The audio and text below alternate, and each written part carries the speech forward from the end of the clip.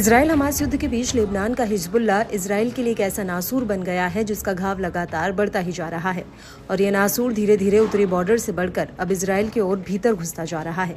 Hezbollah हर एक minute में Israeli सेना को दहला रहा है, जिसका जवाब आईडीएफ उतनी ताकत से दे नहीं पा रही जिससे हिजबुल्लाह के हमले रुक पाएं।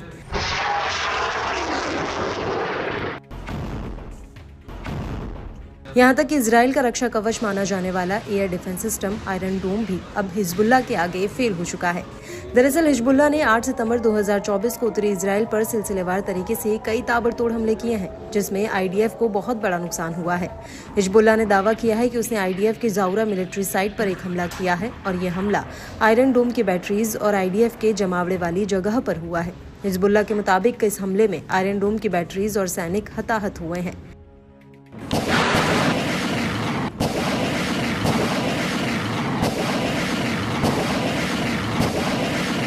इसके अलावा हिजबुल्लाह ने कब्जे वाले कफार चौबा हिल्स में सुमेकाह साइट पर भी हमला किया। यह हमला शाम को करीब 3:35 पर हुआ और इसके कुछ ही मिनटों बाद हिजबुल्लाह ने अबू दजाज हाइट्स में इजरायली सैनिकों के ऊपर भारी गोला बारूद से हमला कर दिया, जिसमें आईडीएफ को और बड़ा नुकसान हुआ है।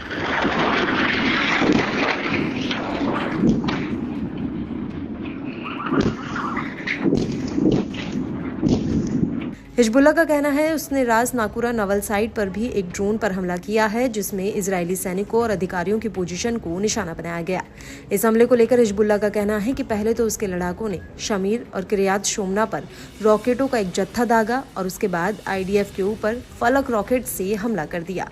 और इन हमलों के बीच हिजबुल्लाह ने मलिकिया साइट पर आईडीएफ के जासूसी उपकरणों को भी उड़ा दिया। बड़ी बात यह है कि इस हमले से पहले रुवैसत अल आलम साइट पर भी कई रॉकेट बरसाए गए थे।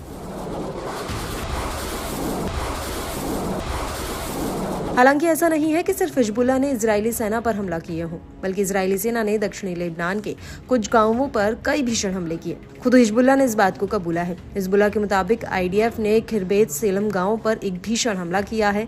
लेबनान के स्वास्थ्य मंत्रालय के मुताबिक इस हमले में 6 लोग घायल हुए हैं, जिनमें से 6 लोगों को मामूली चोट आई है, जबकि एक व्यक्ति को अस्पताल में भर्ती कराया गया है।